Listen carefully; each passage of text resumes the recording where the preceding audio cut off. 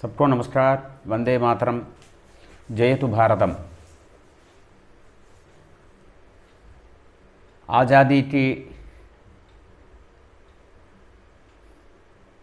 आज़ादी का अमृत महोत्सव की शुभ अवसर पर समस्त देशवासियों को बहुत बहुत बधाई और अनेक अनेक शुभकामनाएं। जिन स्वातंत्र समर योद्धाओं ने अपनी बलिदान समर्पण करके हमको आज़ादी दिलाया, हज़ारों हज़ारों लोगों ने अपनी तन मन धन और प्राण का समर्पण कर दिया माँ भारती की सेवा में। उन समस्त स्वातंत्र समर सेनानियों को शत शत नमन। 1947 में जैसे हम सब जानते हैं, हम भारत आज़ाद हुआ, तब से लेके आज हम 2022 में हैं। इस 75 सालों में भारत में बहुत कुछ विकास हुआ और जब हमको आज़ादी मिली थी 1947 में, जो हालत थी और आज के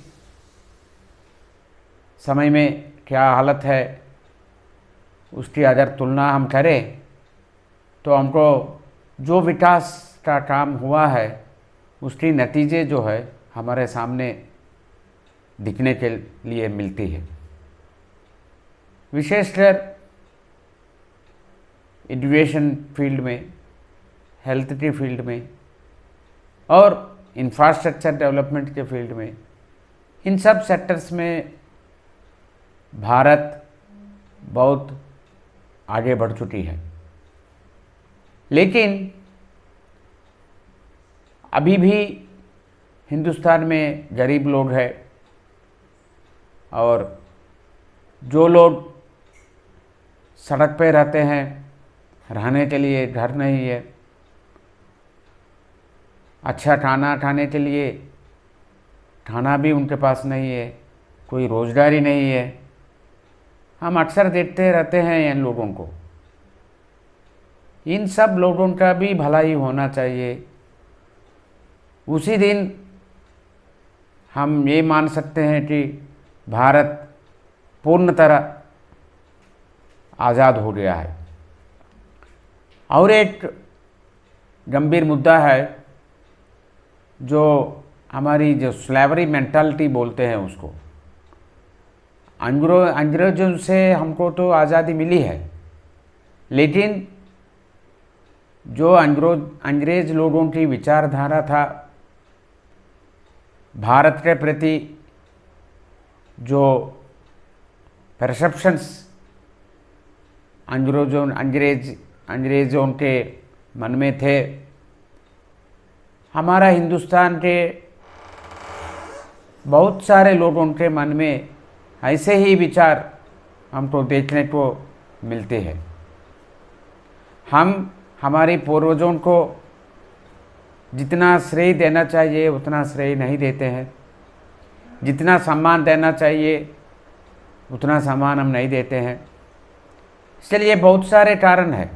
हम हमारी भाषा जो है, जो भी भाषा, अपनी अपनी मातृभाषा जो है, अंग्रेजी भाषा की तुलना में अपनी अपनी मातृभाषा को जितना ऊंचा स्थान देना चाहिए उतना ऊंचा स्थान नहीं दे पाते हैं। हम ये सोचते हैं कि खाली अंग्रेज़ी ही हमको अपनी ज़िंदगी में काम में आएगी। अपने अपने मातृभाषा जो है उसकी जो लाभ है, प्रयोजन है, फ़ायदा है, वो सीमित है। ऐसे विचार हमारे भारत में जो लोग रहते हैं उनके मन में है। इन सब चीज़ों के विषय में भी हमको ध्यान देना चाहिए। ये जो विचारधारा है, गलतफहमी है, उनसे भी हमको आज़ादी मिलना चाहिए। इस संदर्भ में जो स्वतंत्र सेनानी अपने सर्वस्व का त्याग कर दिया था भारत माता की सेवा में, उन महान स्वतंत्र सेनानियों का स्मरण करना भी बहुत ज़रूरी है। चाहे लाला लाजपत राय हो, भगत सिंह हो, सुखदेव, राजगुरु, चंद्रशेखर आज़ाद, नेताजी सुभाष चंद्र बोस, गोपाल कृष्ण गोखले जी, ऐसे अल्लूरी सीताराम राजू जो आंध्रा थे, वीरपांड्य कट्टबोम्मन, ऐसे हजारों लोग स्वतंत्र संग्राम में अपना योगदान किया और अपना बलिदान भी दे दिया। वीर सावरकर, स्वतंत्र वीर सावरकर का भी नाम लेना बहुत ज़रूरी है, क्योंकि हमको आज़ादी बहुत आसानी से नहीं मिला। 1857 में पहला स्वातंत्र्य संग्राम जो हुआ था, उसमें रानी लक्ष्मीबाई के नेतृत्व में जो संग्राम, जो लड़ाई शुरू हुई है, उस सिलसिला 1947 तक चलता रहा। और इसी सिलसिले में बहुत सारे लोग अपनी अपनी तरीके में भारत माता की सेवा किया। हर एक भारतीय को ज़िंदगी में एक बार कम से कम अंडमान में जो पोर्ट ब्लेयर में जो सेल्युलर जेल है, उस जेल का दर्शन करना चाहिए। उस सेल्युलर जेल का दर्शन करने का सौभाग्य मुझे प्राप्त हुआ था।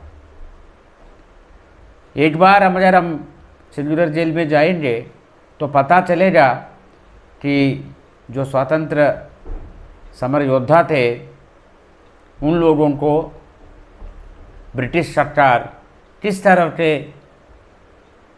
सज़ा देती थे, सरकार के द्वारा किस तरह की सज़ा इन लोगों को मिलती थी, और जिन कठिन परिस्थितियों में ये स्वतंत्र सेनानियों ने अपनी भारत माता की सेवा में लगे थे।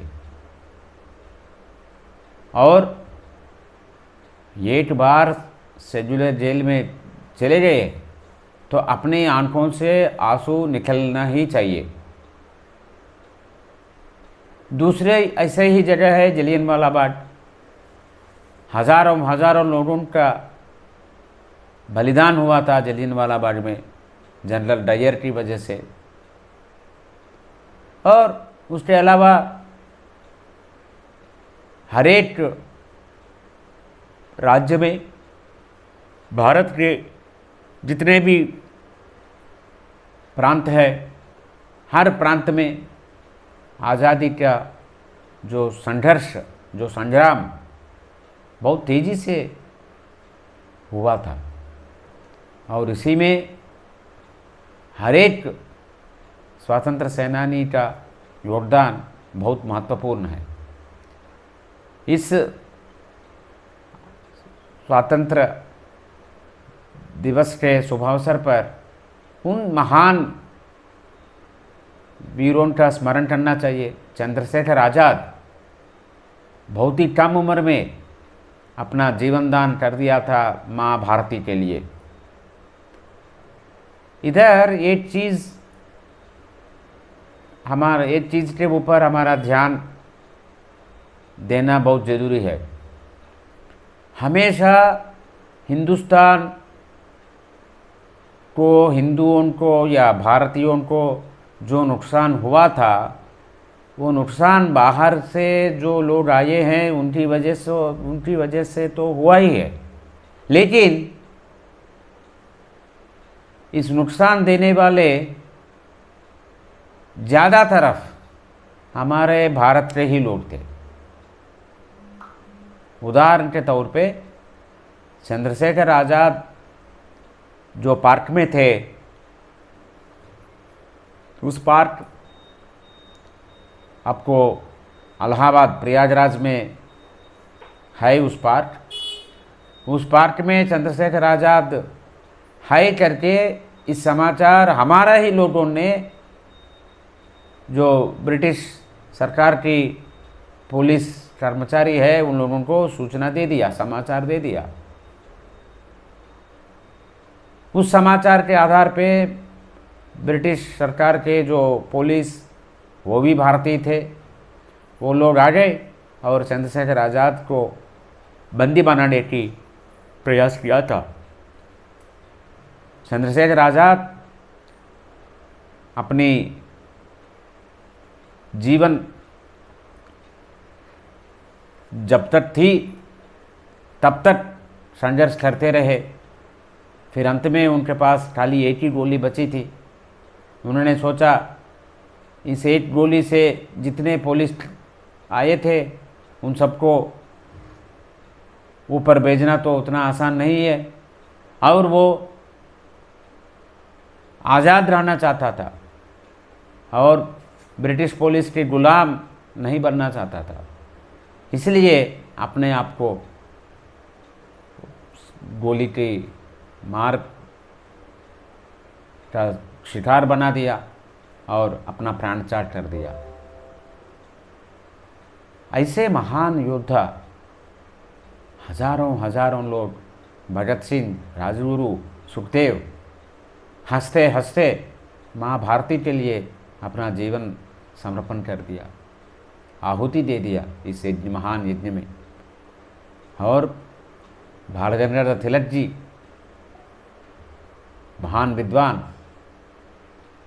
अपना सब कुछ त्याग कर दिया माँ भारती के लिए। उनसे कुछ पत्रकार मित्रों ने पूछा था, तिलक जी जब देश आज़ाद बन जाएगा तो आप कौन सा जिम्मेदारी लेना चाहते हैं? पत्रकारों का इशारा कोई मिनिस्टर बनने का, कोई प्रेसिडेंट बनने का, प्राइम मिनिस्टर बनने का, ऐसा कुछ इच्छा होगी तिलक जी के मन में करके वो सोच रहे थे। लेकिन तिलक जी ने बताया कि हम देश आज़ाद होने के बाद हम स्कूल टीचर बनेंगे और जो युवा है उन लोगों को शिक्षा देने का काम में हम लग जाएंगे करके बताया था।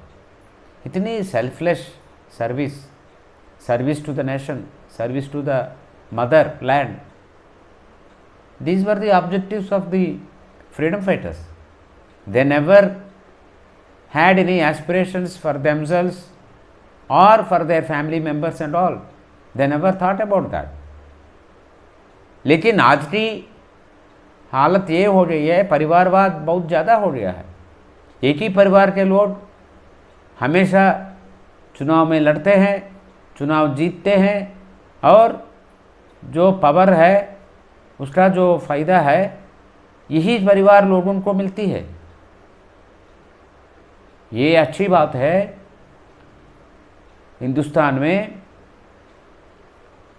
जो महिला आदिवासी परिवार से है, बहुत ही गरीब परिवार से है और उड़ीसा जैसे स्टेट से है,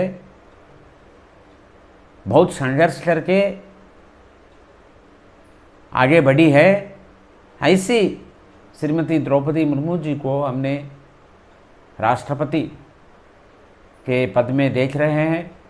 ये हमारी भारत की जो डेमोक्रेसी है, उस डेमोक्रेसी की अच्छी पहचान है।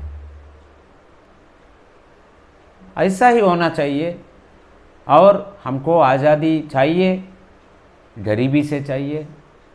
जो इलिटरेसी है, अभी भी बहुत सारे लोग ग्रामीण इलाकों में, ट्राइबल एरियाज़ में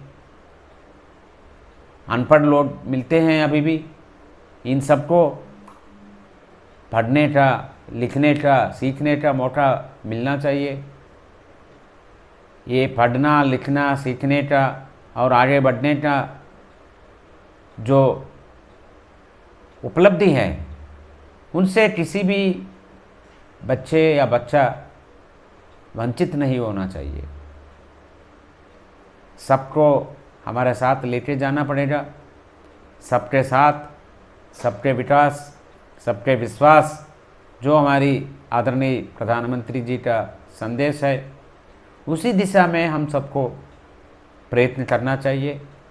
इस शुभ अवसर पर हर एक भारतीय को ये संकल्प लेना है कि भ्रष्टाचार मुक्त भारत की जो सपना है, उस सपना को सच्चाई के रूप में देखने का समय जल्दी आना चाहिए। ये बहुत ही सोचनीय है, बहुत ही चिंतन करने की विषय है कि हमारे भारत में भ्रष्टाचार जो है, भ्रष्टाचार की वजह से जो विकास होना चाहिए, जितना विकास होना चाहिए, वो नहीं हो पा रहा है। इसलिए भ्रष्टाचार मुक्त भारत की दिशा में हम सबको प्रयत्न करना चाहिए। और गरीबी, इलिटरेसी, देखिए कोविड की समय पे हमने सब लोगों ने देखा कि हमारी जो हेल्थ इंफ्रास्ट्रक्चर है, बहुत अच्छा हेल्थ इंफ्रास्ट्रक्चर है। 70 साल में हमने बहुत इंफ्रास्ट्रक्चर डेवलपमेंट किया था, फिर भी जब ज़रूरत पड़े, जितना ज़रूरत था उतना इंफ्रास्ट्रक्चर उपलब्ध नहीं था। उसमें कमी हमको साफ दिख रहा था उस समय पे। इसीलिए हेल्थ इंफ्रास्ट्रक्चर हो, रोड इंफ्रास्ट्रक्चर हो, एग्रीकल्चर रिलेटेड इंफ्रास्ट्रक्चर हो, इन सब चीज़ों के ऊपर भी ध्यान देना चाहिए। इसमें खाली सरकार का ही जिम्मेदारी नहीं है, आम जनता का भी जिम्मेदारी होती है। हम बेईमान लोगों को चुनाव में अपने मत कभी भी नहीं देने का। जो ईमानदार लोग हैं, जो लोग जनता की सेवा में लगे रहे हैं, उन्हीं लोगों को हमेशा हमारा समर्थन प्राप्त होना चाहिए। इस दिशा में हर एक भारतीय सोचे, इस दिशा में हर एक भारतीय की सोच और कदम उठाने का भी बहुत ज़रूरत है। जब हम ये सब करेंगे तब भारत एक संपूर्ण विकसित नेशन बन जाएगा। हमारा भारत में अभी भी छोटे छोटे बच्चे कम उम्र में मर जाते हैं। उसी को इन्फेंट मोर्टालिटी बोलते हैं, चाइल्ड मोर्टालिटी बोलते हैं। ये एक विकसित समाज के लिए अच्छी पहचान नहीं है। तो हर एक छोटे छोटे बच्चे का ज़िंदगी बहुत बहुत ही उसकी ज़िंदगी बचाना बहुत ही आवश्यक है। Child survival is very very crucial, irrespective of state, region, caste, education and other parameters। हमें इस दिशा में भी प्रयत्न करना चाहिए। और एक गंभीर समस्या है हमारा भारत में, वो है माल न्यूट्रिशन, कुपोषण। अभियान भी है कुपोषण मुक्त भारत, पोषण अभियान भी है, लेकिन जितना अपेक्षा था उसकी तुलना में जो हमको रिजल्ट्स मिल रही है, थोड़ा निराशाजनक लग रही है। तो इस दिशा में भी हमको health, nutrition, education, housing, employment, these are all the things that are very very important for every Indian. The day we are able to provide the basic needs to all the Indians, then certainly India will become a developed nation, a respectable nation. We are respected for our spiritual thinking, for our spiritual past, and for our spiritual contributions. Apart from that, in terms of socio and economic development as well, India should march forward. Then India should become, the superpower. It should become the number one. We are respected for our knowledge, for our talent. Most of the software companies are depending, whether they are based in US or any another country, they are all depending on Indians, the end software professionals who are coming from India. These people are responsible for the success of many software companies across the globe. So that speaks volumes about the talent that is available among Indians. Apart from that, the moment we reach higher levels of socio and economic development and very high quality infrastructure and corruption free governance, good governance, that day every Indian will be delighted and every Indian will be feeling, he or she will be very proud to be an Indian. I think we should all make efforts in this direction, and then only the sacrifices made by the lakhs and lakhs of freedom fighters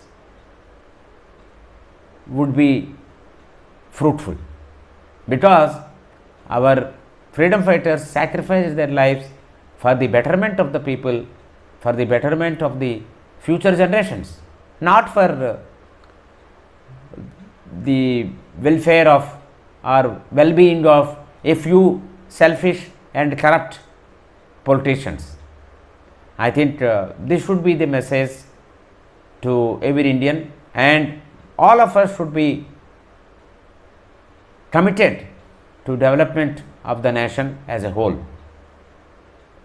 I think this should be the message, take home message for everybody on this auspicious occasion of the 75th Independence Day of our country, Azadi Ka Amrit Mahotsav.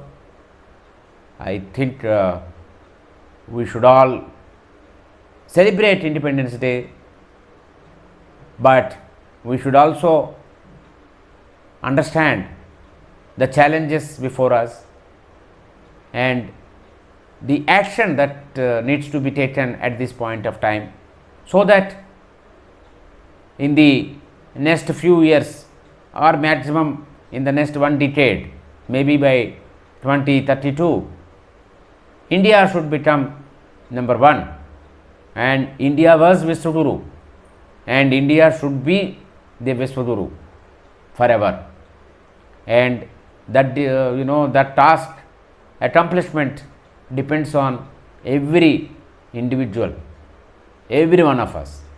So Vande Mataram, Bharat Mata ki Jai, Jai Hind.